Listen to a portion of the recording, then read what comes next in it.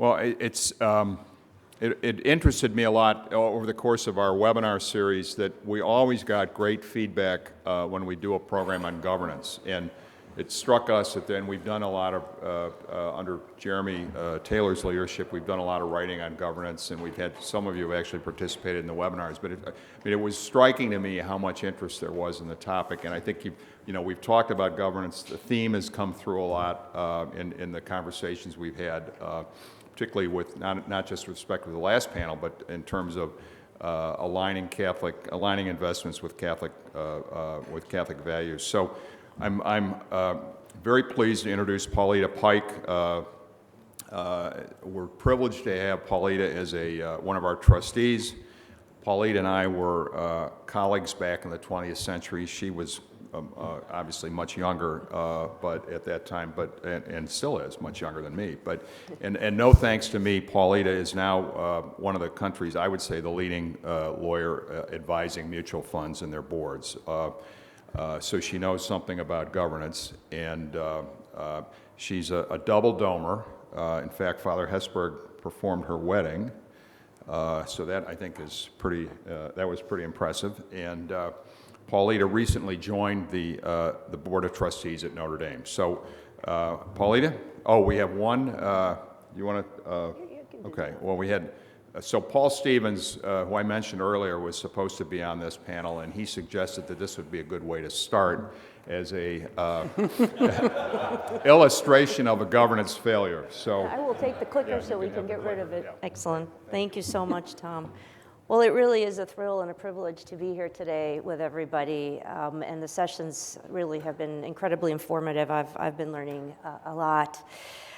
As Tom said, we thought we would begin with this picture today because, for those of you who don't know, this gentleman, Sam Bankman-Fried, was the founder and CEO of the now defunct crypto exchange FTX and the sister trading company Alameda Research. Through an entangled web of conflicts of interests and fraud, the companies went bankrupt at the end of last year, and that set of events serve as a stark reminder of the need and importance for strong governance frameworks. A strong governance framework is really at the core of the integrity of a company, and it's the thing that allows good fiduciaries to be effective. So an organization to be effective needs both strong fiduciaries and a very robust governance framework. For Catholic institutions, we believe that is also an imperative and frankly consistent with canonical standards and UCSB standards, and so it makes sense to discuss governance in the framework of organizations that pursue a mission. We are really lucky today to have two incredible panelists to help us explore these topics. We've got Mary Burke and Dan Coyne. They both have a tremendous amount of experience and I think are going to bring invaluable insights into the discussion. Mary has more than 30 years in the investment banking industry with a specific focus on food and agriculture. Is got a BA from St. Mary's and an MBA from Booth School of Business here at University of Chicago. And I'll ask Mary in a moment to go through the boards and committees that she has served on or is currently serving on to provide that context for her views and her remarks. And then Dan Coyne has had a tremendous legal career, really focused on complex transactions with respect to nonprofit organizations, charitable organizations. He has served his 29 years pro bono as counsel for the Evans Scholar Foundation. Dan went to Marquette undergrad as an Evans Scholar and then Harvard Law School. So with that, let me ask Mary to maybe give a little context of the places she has served, and then I'll ask Dan to do the same thing. Sure. Thank you so much, Paulita. Good morning. It has been a wonderful less than 24 hours together so far. But in answer to the question, I currently serve on I'm the chair of the finance committee for Shedd Aquarium here in Chicago, as well as a private trust. I also chair the investment committee for National Catholic Reporter. I have historically also been on the Finance or Investment Committee for Mercy Hospital here in Chicago, for those who are familiar with it, as well as St. Mary's College. So a lot of experience between a broad range of entities, both Catholic and non-Catholic, but governance doesn't matter if you're Catholic or not. It's an important topic. This has been an enlightening day, not quite 24 hours, as you just said. My experience has been in governing positions for 20-some years at different boards with the Daughters of Charity. I currently am on the governing board of the International Project Services organization, the Daughters of Charity, which does work all over the world with funds raised in the United States. I was a member of the Board of Trustees for the Evans Scholars Foundation, and I've represented probably 20 different not-for-profit organizations in primarily tax-exempt financings and other complex transactions in 25 states, the District of Columbia, and Puerto Rico, which is difficult because I don't speak Spanish, and it was a tough thing to do, but that was it. But anyway, we're looking forward to this. Great. So our goal today is going to really be to explore how to pursue mission with effective governance and how the two interact, how they complement each other, and frankly, how they help each other in that context. Based on our prep panel sessions, I think we're going to probably jump around a fair amount on what I think are important topics. So we had thought it might make sense as we hit on things, if any of you have questions, don't feel like you have to wait till the end of the panel. Feel free to raise your hand. We have the mics ready to go. If we hit on an issue that you'd like us to delve a little deeper on, we're happy to do it. If we don't get any, we'll still take some, of course, at the end of the panel. So with that, let's begin with you, Dan. And we're going to start broad-based and then kind of narrow in. But when we're thinking of governance generally, how do you think of effective governance, and what are some of its key elements? It's a good question. It varies depending upon which organization you're with, who controls it, and who your members are. But as a general matter, I think for effective governance, you've got to, as a member of the governing body or the investment committee, they're not necessarily the same entities, you need to understand the mission of the organization you're involved with. And not just with the mission statement, but the history and what their objectives are. If you're looking at an investment committee section, you need to understand what the objectives are and the intentions are of the funds you've been entrusted with being part of their investment. Not all investment committees have the same objectives or organizations. It will vary from organization to organization. And I think you need, if you're going to be on a committee or a board, to actually spend the time going through, as boring as it may sound, the articles and the bylaws. And any statements that go out to the public if you're seeking to raise money is how you represent yourself to the public, because that's your persona with people outside. Great. So know the organization, know what it's about so that you can serve as an effective overseer. Mary, with respect to stewardship, I mean, governance and stewardship go hand in hand. How do you think about it? How have you undertaken stewardship and the various oversight roles you've had? Well, I think Dan's points are right on. You have to understand the organization you're on. Just sitting on a board to sit on a board, there's lots better use of time, right? So understand it, be committed to it. And from there, then think about how do you help that mission? Now, we've heard earlier, and we all know, no mission, no money, no money, no mission, depending on which side you're on. But how do you tie those together so that you can be effective in what you're trying to help this organization do? Whether it's trying to invest the money appropriately to meet the mission, further the mission, advance it, move in some different areas, or just from stewardship of your own, your thoughts. They've also, as we know, there's time, talent, and treasure. Well, they want probably a little bit of all of that, but thinking really why are you there and what you can add to it, to the group as a whole, and continue to move the mission of the organization forward, I think is most important. Right. Yeah. I think also you need to take the time to understand who your members are, and presumably you all bring different talents, different experience. One, you've got to be humble enough to recognize there are other people who know more than you do in certain areas. You've got to control your ego, which happens to all of us from time to time, in saying, oh, I know more. You don't. You need to be careful. You've also got to remember, and this was Monsignor Vila this morning, kindness and courage. Keeping things civil, and you can be tempted sometimes when you disagree, but the courage to stand up when you've got an issue that is difficult to deal with. And I'll address an issue here that I was going to do later, but now's the time to do it, is I think you're going to see more of an experience dealing with cognitive issue on people on boards. As the demographics change with some of the governing bodies, you're having age come in, and it's going to be difficult. And a lot of the boards and the investment committees we work on, are really responsible to someone above them. Could be a bishop, could be a superior, could be someone else, and that's ultimately, which is why it's handy to go back to those bylaws and articles and find out what those reserved powers are. Somebody earlier said you can do whatever you want as long as I can undo it. And maybe that's a shorthand way of talking about reserved powers. But you will potentially run into problems, and they're not easy to deal with. And what I think you need to do is a couple of things. One, you need to have the courage to talk to others on the board, and you need to have the courage to talk with the religious superiors. If it's a religious person, you need to talk to everybody involved. And you may not be able as a board to even remove somebody. So you need to have the courage early on to raise it. It's not a pleasant topic, but it's a necessary one, and it will, at some point, attach both lay and religious people on some boards. I'm not sure it's common when it happens.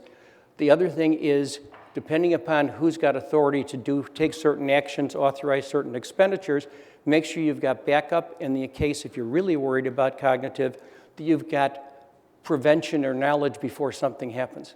Not that someone's going to do something, it's just with the cognitive issue, something could happen, and you just prevent it, and that would work out.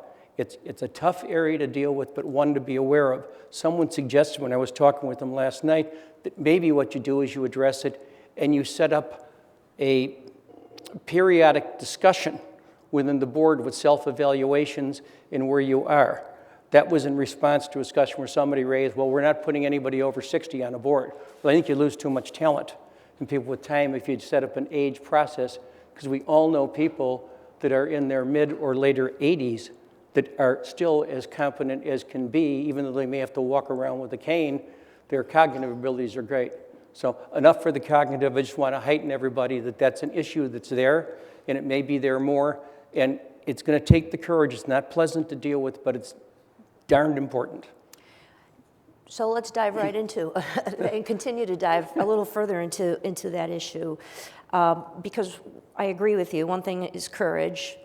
But you also, I think, have to add to that or exercise that courage in the context of a process that is not embarrassing, right, that is respectful, but we'll get to the heart of the issue. Mary, I'm sure you've dealt with this issue in your roles as well. What have you found are effective strategies in working through something like that? Sure. I think that it's imperative on any investment committee to have term limits, right? I mean, for any board. So you actually have some turnover, and you naturally, sure, you can serve 2 4-year terms, right? I think the first year you're still finding the restroom, second year you're figuring out the investment policy, right? But you get in there. But I think with time, that also requires a conversation at the end of the term, between the terms. I think having those conversations are important, but I think term limits at the end of it are critical. And if you really think someone's the only person who can answer it, they can always come back. But term limits, I'd say number one. Number two, that also, it deals with the issue Dan's talking about, but it also deals with some of the other issues that committees can come up on.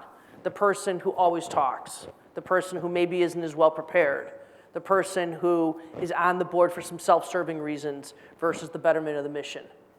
In term limits, they should be staggered. Everybody shouldn't come up at the same time, right? But definitely stagger them and have an intentional onboarding process and then an intentional review process for the committee. I think all of those help and make their best practices for the committee structure. The onboarding is important in terms of some overlap time, because the formal onboarding is one part, the informal from outgoing board member to incoming board member, or actually I say existing board members, including the outgoing one, and incoming board members, just for informal discussions of what's going on. It's an important process, and it's different for everybody. I want to pick up on a number of points that both of you made, which have also, in my experience, been incredibly effective. The first is the concept of a self-evaluation, some kind of a periodic evaluation. And I don't mean an evaluation of your peers on a committee or a board, but sort of a self-gut check that is part of a formal process that could be done by the board or committee chair and calling each of the members. You could come up with a pretty simple set of questions, frankly, 5 or 6 or 7 questions that just facilitate a conversation about how the committee's doing, how am I doing on the committee, et cetera. And it's pretty common, particularly if that happens once a year, once every 18 months, then in the course of those conversations, areas of concern will come up. And to your point, Mary, it may not be a cognitive issue, but it just may be about the way somebody's participating or not participating, which is important. As we were discussing this, we also thought, well, what if the concern is with the person who's actually running the process? So for example, if there's a concern with the chair, perhaps you have the board chair or the governance committee chair switch off. If they're one and the same person, I think you probably are looking to have one-off conversations with some of the other folks on the committee or the board to discuss this. But that process is a little bit like having term limits, which is if you're used to having it, if you know you're going to have it no matter what, nobody feels threatened by it, and it can be pretty effective. The term limits, how do you feel about term limits in the context of a smaller governing body where the particular committee may be working incredibly well, and you're not sure if a term limit and sort of affecting it and implementing it might disrupt things a bit? Mary? Disruption's good. I mean, I think you have to do it a little bit. I mean, I think bringing in some new ideas, bringing in different perspective. I mean, we've heard of all different types of investing criteria, thoughts, objectives in these past day. Well, how do you go at that? Having some different people at the table is good. Now, if you're really, if you're really liking the 3 people you have sitting around the table, you could always add 2 more and let that kind of curl it way up and then begin to introduce some term limits. And as I said before, if the person is just, you can't live without them on the committee, a 1-year breather and then bring them back, that's okay too, because you never know. I mean, what may come up during those times. So I think that type of rotation is important. I think in terms of a smaller board that the expansion is a possibility, and also an overlap for introduction may be worthwhile. And for someone who's you think is valuable, that is for some reason going off, you've always got the possibility for somebody who's moved on age-wise for an emeritus position, they can participate, you can bring them in for a meeting or something of that nature. There's no one size that's going to fit all in how this works. It's a matter of you got to take a look at it, spend your time. It's important because the interaction of the board is extremely important in how you evaluate what the performance of the investment managers have been and how you interact amongst each other. And how you recognize skills, as I said earlier, they're going to be different. You don't want a committee that has exactly the same background for every person on it because you're missing the diversity that it brings and the challenge sometimes the question that to the really experienced person, like, why the hell is he asking me that? That's so simple. At the same time, the simplest questions sometimes result in the best explanations. Well, and I think, Paulina, to your point earlier, the staggered terms of committee members are critical. You don't want all 3 of those people who are so experienced off at the same time. Give them, whether it's every year, every other year, give it some time to have those rotations because you need the knowledge and the continuation on it. Having people overlap is critical. So Dan touched on what happens or what kind of folks are you bringing onto an investment committee, and so let's maybe turn to that, because you could have all the governance framework in the world, but it's got to be implemented and pursued by specific individuals. And so when you think about the qualities that you'd like to attract from individuals in an investment committee, what does that look like, Mary? The first quality I look for, if you know the people, is do they play well with others? Can they get along on a committee, right? Because we can have lots of knowledge people. You should have some finance people, probably some legal, some people who are experienced in investments. Also some people who understand the mission or are clearly involved in the mission of the organization. and then some people with some societal awareness. But if you know that Sally just always is right, and she's going to tell you that 10 times, Sally maybe shouldn't be on that committee, because you really need to have robust conversations, and you need people who can be collaborative. Go ahead, Dan. You need somebody, you need a few people who are willing to stand up and challenge others. Now, that's where kindness comes back in, so it's not confrontational. But you need to disagree at times, and you do it respectfully with people. You do it with, again, kindness, and that's important.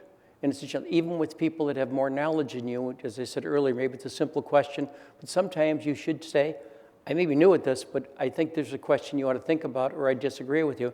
And that involves disagreeing sometimes with the people who actually are part of the controlling group for the organization, but that's what you're there for. If you ever think you're there as someone who's a rubber stamp, you're wasting your time and you're wasting their time. You've got to put in your best judgment exercise. That's what you owe to the committee, you owe to the mission. And I think going back to something that you mentioned, Dan, orientation of new members is incredibly important, not just for the substance, not just to educate about mission or goals, but really to help educate about the tenor and tone of board meetings, what the rest of the committee members are like.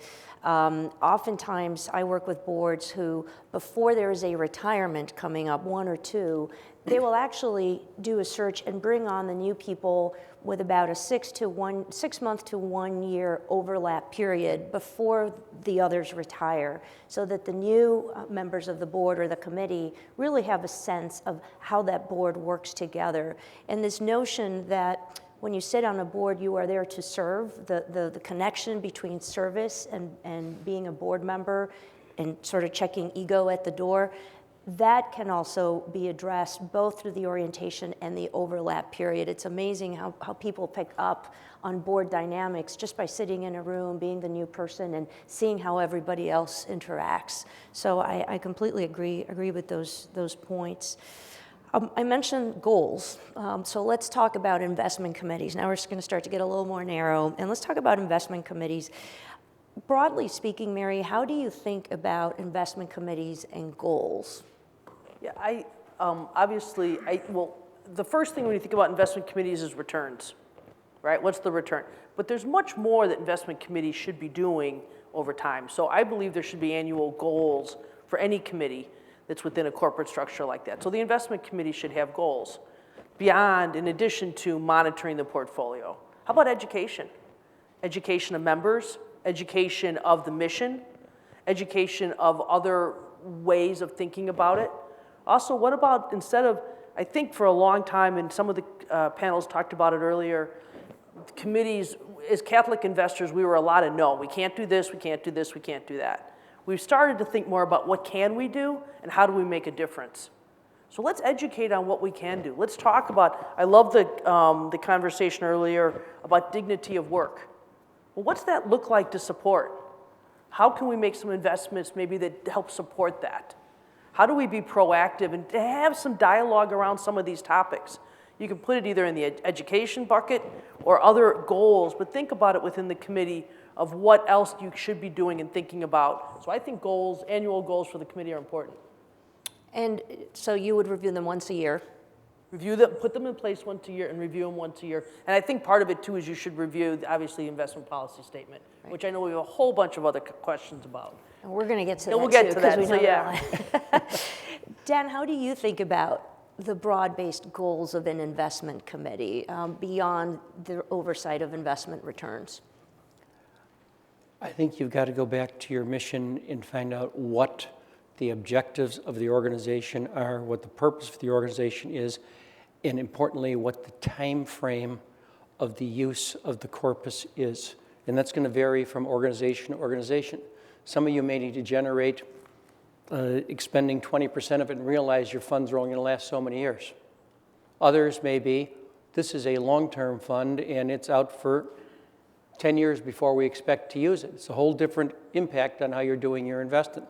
Yeah, also with the investment I'll throw in, and maybe not fit exactly, is you've got to fight the person on your board who wants to try and micromanage investment managers. I know every investment manager in here is going to clap with that one. But that's important to do because that's not your job. Your job is to supervise them. and see how they perform in regard to whatever benchmarks you have set and see where they're going, and to educate them consistently of what your mission is and what this is about and what your term is that you're looking at. So all those things come into play. Yep. I agree that broad-based goals make sense. Reviewing them once a year also makes a lot of sense. When I think of education and the education that I've seen boards and committees undertake that is not specifically related to investments, it is education about sometimes governance practices, best practices around governance, and best practices around governance that is specific to an investment committee, for example. So to the extent that people have an opportunity to participate in webinars or even go to broad-based director sessions, they are not necessarily mission specific, but that will highlight some governance best practices, that is incredibly useful because that will add to the effectiveness of an investment committee. Sometimes I think education around the financial statements, we may have an investment committee whose members are not on the audit committee, but I think understanding how the investments then play into the financial statements and how those two interact is important. Doesn't mean you're going to be on the audit committee necessarily, but it is important to understand how those two interact. Oftentimes the financial statements have important footnotes about the investments, and I think it's important to do that. So I've seen investment committees actually bring in the auditors just for an education on the financial statements and how the investments go through. And then, of course, education sessions that are specific to the investment strategies that the advisor can put together, be it about general programs, about markets, et cetera. But so I'm with you, Mary, that education can be really quite broad-ranging and incredibly helpful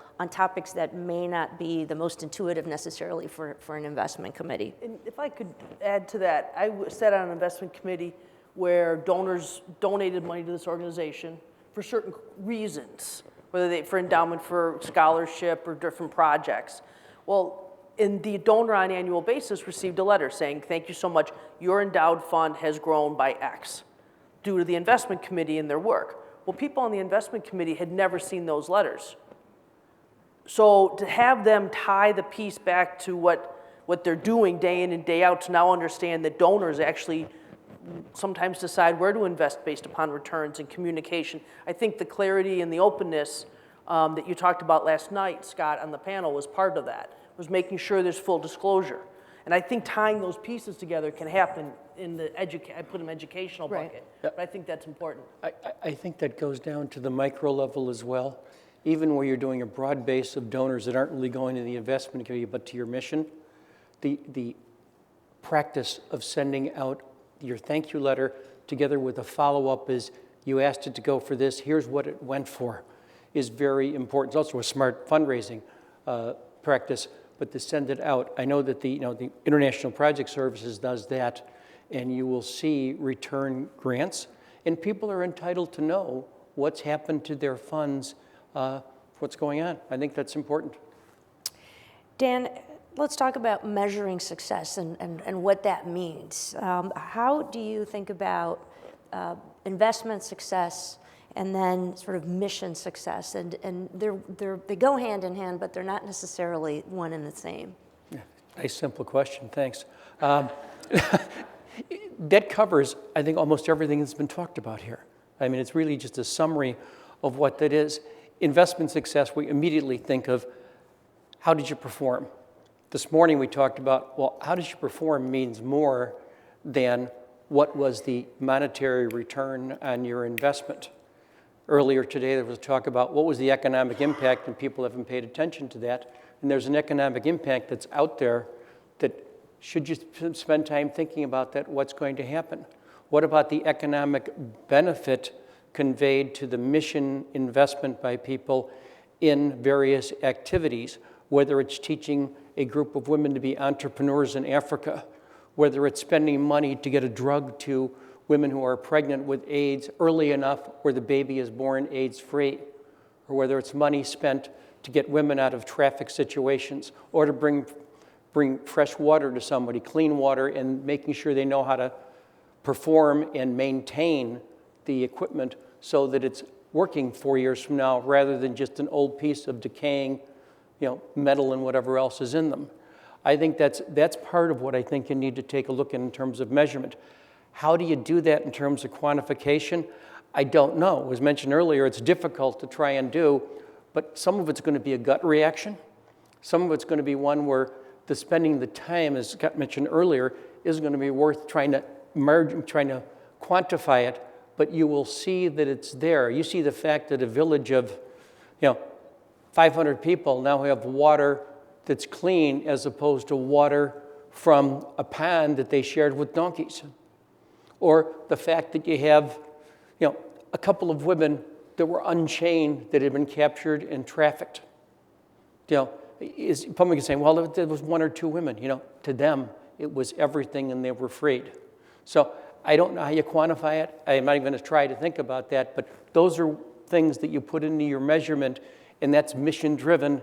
And after all, we step back from all of this, it's about the mission. It's about the mission, whether it's today, tomorrow, or 20 years from now. It's about how are you going to help people. Mm-hmm. Mary, how about you? How do mission metrics play into an investment committee? Is that part of the ecosystem of the investment committee? Yes, it should be. And if it's not, then it's time to look at it and think hard about it, I think. I think as well, if it's not measured, it's probably not followed and it's not reported on. I think everybody here thinks about measurement, whether it's what the Dow's doing today or what interest rates are. But you can do things that are different in the measurement. It's kind of what Dan talked about. There's a company that one of my committees through private equity made an investment in smallholder farmers in a third world country and helping them move their product instead of just going to the market, helping them be able to move it overseas. Okay, so the company makes money, but does it really help those farmers? Well, the company's gone back and does an annual measurement, and they start it with how many of the children of those farmers, how many wear shoes? How many have a roof that's not a thatch roof or a cardboard roof? And they measure those improvements. How many are now going to school of those children? So you can measure these things from the impact of just buying, this is tropical fruit, so think about mango, papaya, and pineapple, right? But those things, by investing in that company, yes, you're getting a return, it's a good return, but also you're measuring the social impact of that community. Because we know children who are educated, children who wear shoes, families that have roofs over their houses make for a better community and are also being successful as they work through. So I think there are ways to measure it. It's a little bit harder and you have to be creative sometimes, but measuring some of that can make a big difference. Measuring all of it makes a big difference, I should say. And that's what we should be thinking about as we do it. And I think investment managers know how to do that. It's a little bit more work, but it's doable. And sometimes you trace it to where your grants go. Part of it's the grant making or the investing, like in the osteopathic hospital that was mentioned earlier, the long-term effect. Again, sometimes it's not going to be that hard to quantify if it's as big as a hospital, but the smaller ones, the impact on the lives of individual people, and we all count. And the least of us are the ones we should worry about the most. Absolutely. Mission and investments are so connected, and I think that some organizations can overlook the fact that an investment committee should keep those measurements on the results, what is happening with the investment results top of mind, because that is how you keep reminding yourself as an investment committee of the goals of the investment committee and of the mission of the organization. So I think there's super powerful, constant reminders, and you hold yourself accountable. There's accountability and transparency, which is very important. I don't think you have to give up one for the other. No. That they have to go hand in hand, as you said before, both of you. Yeah. Absolutely. Absolutely. They complement each other. They do. And they then highlight the importance of good financial returns, right, because then you can do something to further the mission. Speaking of performance, one of the things that is often difficult to evaluate, particularly because many members of an investment committee may not have investment expertise, that may not be their background, particularly if you attracted people because they have good judgment, they've had good experience, they've been successful, but they may not be in the minutiae of investments. How do you think about, or how do you tackle poor performance when you see it, Dan? You're talking about poor performance of managers. Right. The first thing is what's your time frame you're looking at? And you also, in poor performance, it's not just looking at the manager, you're looking at where the market's been. I mean, you had lots of poor performance in the last couple of years. You've had different times. So you've got to do it in a way that makes sense in terms of your evaluation. You have some frank discussions with them, and you can't be reluctant to make a change. And when you make the change, you want to make sure it's smooth, which is not always the easiest thing in the world, depending on the types of investments you've had. And you've got to educate your new advisor. And the question could be sometimes, which is an interesting question, of what happens if the individual you're working with, you're satisfied with, but their firm as a whole hasn't done well, and they move elsewhere to try to create more opportunities for you. Who's your investment advisor? Is it XYZ company, or is it Joe or Mary? And it depends on, sometimes the relationship and the understanding of who you are will affect that judgment moving forward, and the opportunity of different approaches can make it. So there's no, one size fits all in how you judge with that, other than you got to have the discussion about it, you got to evaluate by it, but in fairness to yourselves and to the managers, you need to look at it in light of what's happened in the general market. Mm-hmm. Mary? Agreed. I think that's right. And I think the commentary yesterday from Loyola, they were also getting rid of a good manager because of a change in strategy of what their committee wanted to do. We all love managers. Every one of you here, we're all your favorites, right? But that being said, things come in and things come out for different reasons. And so I think you have to be able to have those frank conversations and have the dialogue that you can do it. Yeah, one of the things that often befuddles me and also befuddles a number of my clients is what is a market cycle over which you measure performance. So it's one relative performance, but it's also what is a market cycle. And it can mean different things to different advisors. So one of the tools that I think has been particularly helpful for a lot of investment committees is when you bring on a new advisor, have conversations then about the environments in which they would expect to outperform, environments in which they would expect to underperform, and what that market cycle may look like. Because having the conversation when they're first starting, and certainly if there's no negative performance or positive performance, is in some ways the easiest time to have the conversations. And then the expectations are really set. Okay, we want to talk about investment policy statements. I know a few people I met yesterday during the cocktail hour said, I hope you guys talk about investment policy statements. So let's dig into that. Dan, what in your mind makes for a good investment policy statement? I think an explanation of your mission, an explanation of what your objectives are, short-term and long-term. Again, the time frame is critically important to what your investment policy is going to be. What requirements you may add on in addition to the standard requirements. There's some things that you may say, we've got to worry about this. It's not there, but that's important to us. I think you need to look at it, as was mentioned earlier, annually to see what it explains, read it. And you want to make sure that your investment advisors, particularly when you first hire them, actually read it rather than paying attention to your summary. And saying how, and ask them to explain how they're going to comply and what are their protections for compliance, because it isn't always the same. Mary, how do you reflect faith-based standards in the investment policy statement? Well, you call it out. I mean, you call it out up front. It's not a surprise that your organization's Catholic, right? I mean, that's probably somewhere in the name where everybody knows it. But you state it, and you state what you want to do, how you want to do it, and the goals you're trying to achieve. And you be unabashedly aggressive in that you can get good results. You've seen it in other places, and you're not going to take negative results or less than the best just because we're Catholic. That's not how this works. And I think the investment policy statement can say that. I think it's basically driven in the asset allocation area. So making sure that you think about those asset allocations, understanding where you are in the arc of your investment cycle. Right? If you're just getting into private equity, as some of the people have talked about, it's going to take some time to build up into it and acknowledge that. But also hold the feet to the fire in the measurement of it and the returns. I think one thing to add here is in your relationship with your advisors, you should be clear about what you expect when you're going to have your reports. If you do quarterly reports, What do you want in their report to you that's coming to you quarterly, and when do you want it? Getting it the night before a Zoom call or a meeting is not worth a lot. What form do you want it in so you can do your internal comparisons? You may have had a great return in the time period right before your meeting, but all of your internal measurements are done on a quarterly basis or on something else, and it doesn't fit.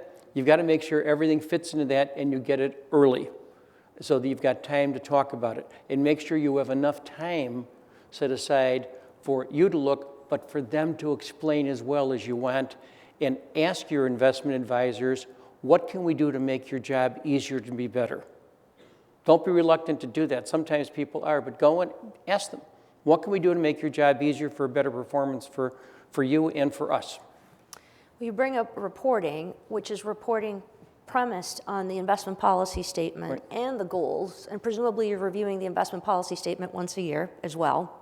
But that brings full circle the conversation around the goals and the measurements that are, of course, they're financial measurements, investment return measurements, but mission measurements as well, because it's all part of the same circle and they should all be integrated and work well together.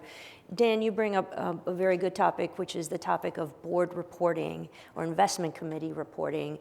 Mary, what do you look for when you're on an investment committee? What is effective about the materials that you get, and what is not effective for you in the materials that you get? Well, I think Dan hit the first thing investment committees don't like is the report the night before. So either you've set unrealistic expectations or of when they can be delivered, or there's some significant issues with who's doing the reporting. So, give who's supplying you the information the time to make the report meaningful. And to me, a meaningful report is not only just a bunch of numbers, like a kind of green bar piece of paper, but you have some analysis of what happened and where's going on. Also, the correlation between your different funds or your different types of it. What's it looking like, and how does that compare to whatever the beta is, where you're seeing or what you've decided your tolerance on risk. So some of the dialogue and some of the analysis, and give it to you, at least a weekend ahead of time, so people have time to read it and spend time on it. I also think some general market commentary is always helpful because that positions where the portfolio or what the portfolio is acting in and how that plays. I think that can be helpful. And I think that it's important that the committee chair spend time with the CFO or the CIO of the organization, but also with the people who are providing the reports to make sure everybody's needs are being met. I don't know, Dan, Paulita? Yeah, I think that hits it.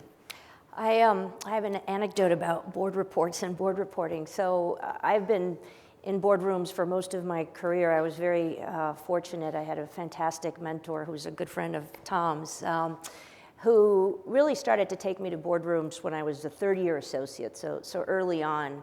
And so I was in plenty of investment committee meetings, not mission-based organizations, but nevertheless. And I thought, I'm never going to understand this stuff. I didn't have a financial background, a political science major undergrad and law school, and I took accounting for lawyers in law school, so that tells you everything you kind of need to know. But with experience and time, I realized that meeting materials and investment materials can be obtuse, and it's not necessarily because the member of the committee doesn't have the background. They're just not really clearly laid out. They're not understandable. And a member of an investment committee has every right to request and work with the advisor on materials that make sense to you. If they're using terms like alpha and beta and risk-adjusted returns and a myriad of terms that maybe you as an investment committee member forget from quarter to quarter because that's not how you live your life day in and day out, have them put the glossary in. Every quarter there's a glossary of terms, right? Yep. If there are graphs that don't make sense in a particular context, talk to them and figure out how they can make sense and work with the investment committee, because if the reports are difficult to follow and there's even one investment committee member who has difficulty tracking them, that committee is a lot less effective. You're not getting the benefit of the background and judgment of that committee member. So I would say, for those who don't have the financial background, to really lean into that piece. It's not you, any report can be fashioned in a way that it makes sense to an investment committee member, regardless of your judgment or your experience, frankly. So Don't be shy about asking for this. Don't be shy in saying, I just need a better explanation of X or Y or something else. Could you do that? I mean, after all, the investment advisors are working for you, and you shouldn't be the only place where they've had to answer that question. And it's effective governance. Yeah, it's Right, important. it's effective. If you don't understand what's in the report, how effective are your committee members being? Yeah, ask your questions. well, and since you checked ego at the door anyway, because you're serving. Sometimes it drags in with people. I know, but you raise your hand. You know, the other thing I will say about materials is they are never done. Particularly investment committee materials are always changing. So people shouldn't feel like, well, what we've got is what we're going to have for the next 3-4 years. I mean, markets are changing, exposures change.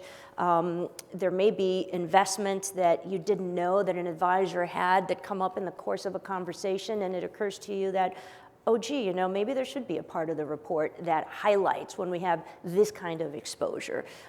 So I don't think that's ever done, and I actually think that's part of active oversight, to always be questioning, how can this be better, can it be more meaningful, et cetera.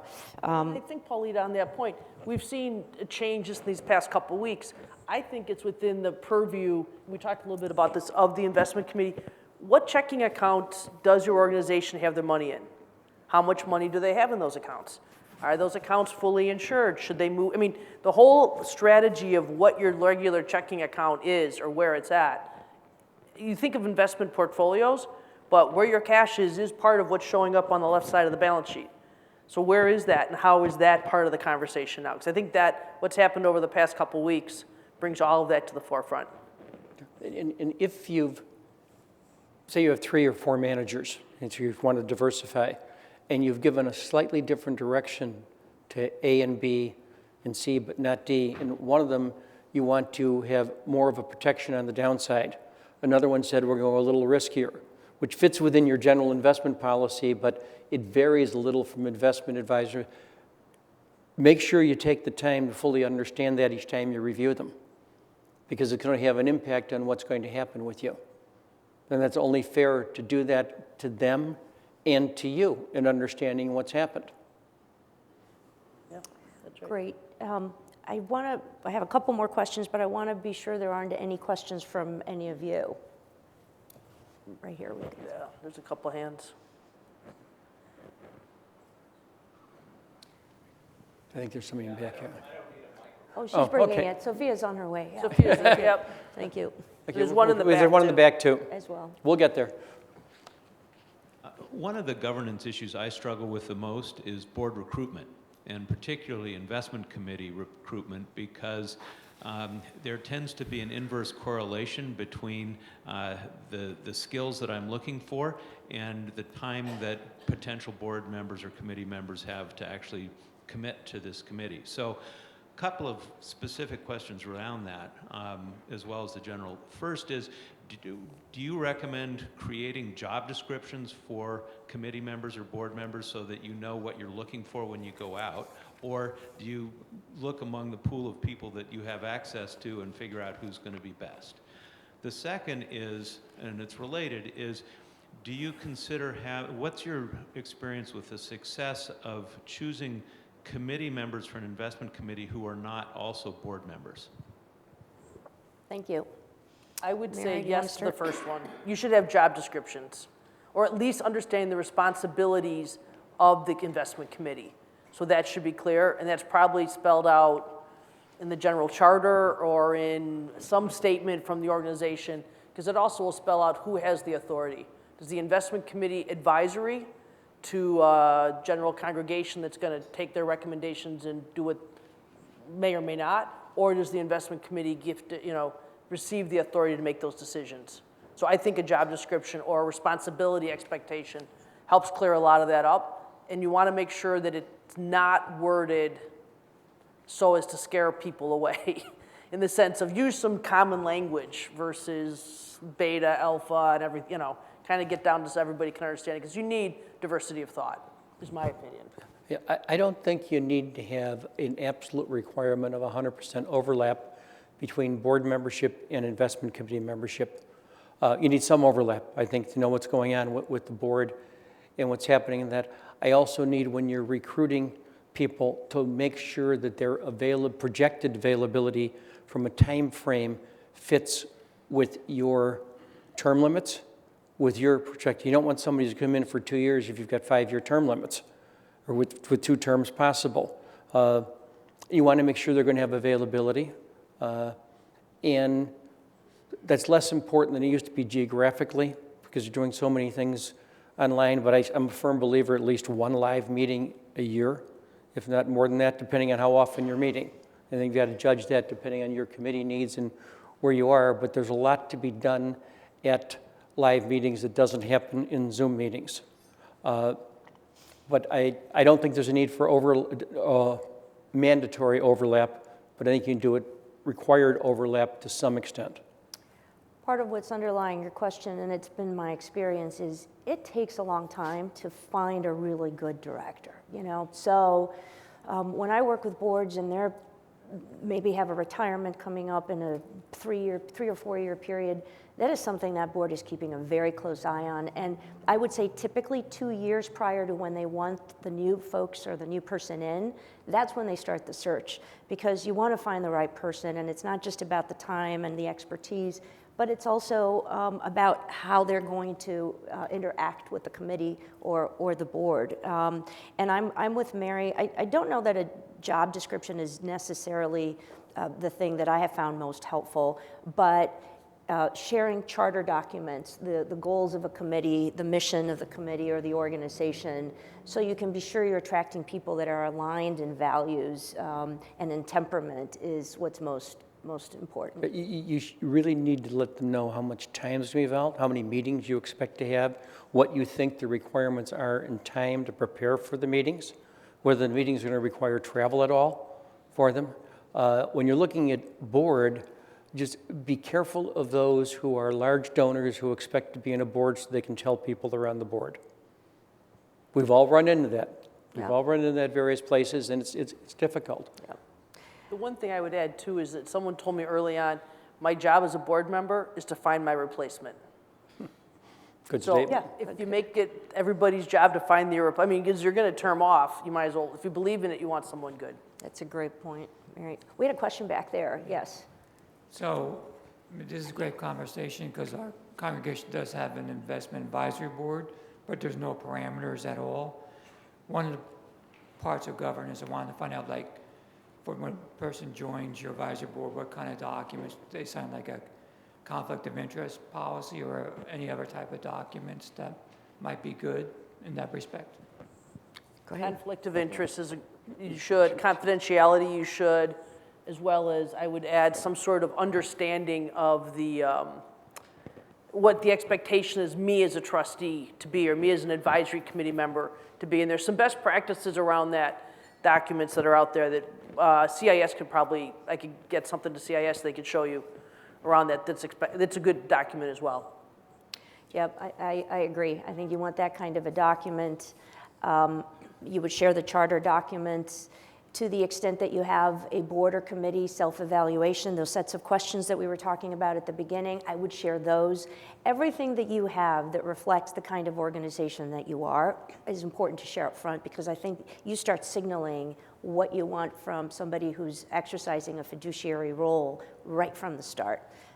And for sure, conflicts of interest documents, yes. And I think the examples that were referred to, that you referred to, not only can be shared with the individual asked question, but CIS could probably make them available to everybody's here.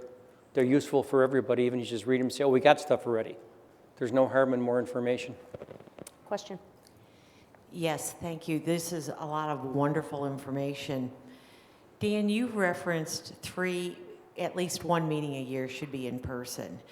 You know, we all found that with COVID, the Zoom meetings, we really increased attendance. Recently, somebody raised in our diocesan committee that there was some canon law that you needed to meet in person more regularly. I don't know if I've not been able to substantiate that one way or another, But if you have any kind of knowledge, if No. there's some guidance? No, I don't have any knowledge of a canon law requirement at all, one way or the other. It's just good governance. I don't know about the canonical law either Yeah. on that topic, but it's just good governance. And I know you get higher attendance, but if you're all in the same diocese, once or twice a year, you need that. Remember pre-COVID, how people used to talk to each other? And you would you'd kind of get to know each other a little bit, and I think it was much fuller conversation. Having dinner with somebody before or after the board meeting can be a real education for both of you. And also, when you take breaks, sometimes the most important discussions take place between one or two people before you go back in that board meeting. What's going on? The other thing I would add to those statements, and I agree totally with both of you, is I have found in the course of my career that I have a much easier time having a difficult conversation with somebody that I have a good relationship with. That's right. And so part of the in-person interactions, the dinners, the breakfasts, just how's the family, getting to know people, is just, it increases your ability to actually deliver a tough message sometimes if you need to, because they know that you're coming from a place of respect and friendship and sometimes even love. And it's a much more effective way to govern. But you communicate much better in person. Yep, there's another question. Can you hear me? Yes. Yes. Thank you for all the great best practices. This is a little bit more of a comment. One suggestion that we found for best practice is independence. Whether it's investment committee or board member, to have independent members on your committees. Yes. They tend to bring in different perspectives. They can be that kind of challenging role, that devil's advocate role. Right. And we find that very effective. And looking for those, the question or the comment about job descriptions, I believe in a job description light. Half a page, here's the role, here are the values we look for, kindness, for example, and here's the specific skill set of the board members or the committee members we're looking for at this time, and giving that to your board, the people that are going to go out and try to find new people, really helps them target and try to bring in the right potential candidates. We found that very effective. Yeah. Independence is important. Great comment. Yeah, do you want to close this off with just some statements on the diversity of thought that independence brings and any other thoughts you've got? Diversity is critical on these committees, independence, and the ability to have free community dialogue because of kindness and mutual respect. Independence and the ability, which you've got to judge when you're recruiting them, to challenge, to ask the tough questions, to ask the tough questions of people that obviously have more experience and know more in this particular area than you do. But I'll go back to my, I'm not sure there's any stupid questions when you do it in a committee with it. You'll learn more from it, and they'll, if they admit it, learn more, because maybe they have to explain it a little better in your discussion. And in my area of law, independence is huge. I work with mutual funds. But what you're looking for, what the boards I work with are always looking for, is independence of spirit. It's not just independence against, but it's really people who are going to challenge in a productive and effective way the assumptions that others have. So anyway, thank you so much, Mary and Dan. Really Thank you. appreciated this. Paulita. Yeah, thanks. Thank you. Right on time.